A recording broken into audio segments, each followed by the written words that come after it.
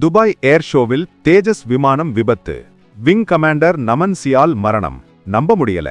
இந்த செய்தி தேசத்தை உலுக்கியுள்ளது. நமன் சியால் என்ற மாவீரனின் முழு பின்னணி, ஏன் இந்த விபத்து நடந்ததுன்னு அடுத்த 60 வினாடியில் தெரிஞ்சுக்கோங்க.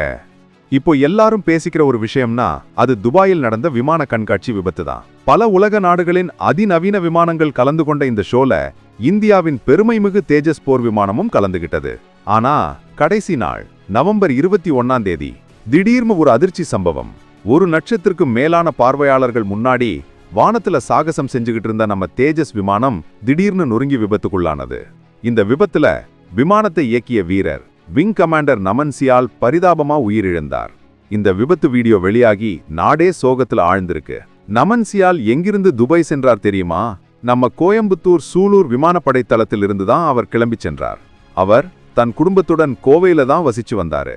அடடா, நமன் சியால் குடும்பம் முழுவதும் இராணுவ பின்னணி கொண்டது.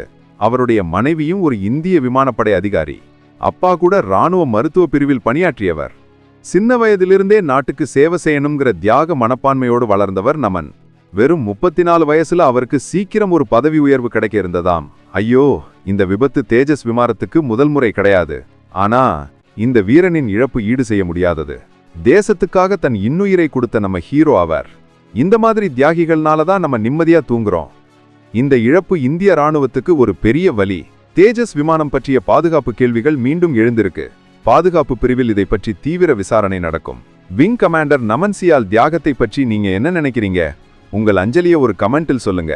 அவருக்காக இந்த வீடியோவை லைக் பண்ணிட்டு எல்லாரும் பார்க்க ஷேர் பண்ணுங்க. வீரனை மறக்காதீங்க. வீர வணக்கம்.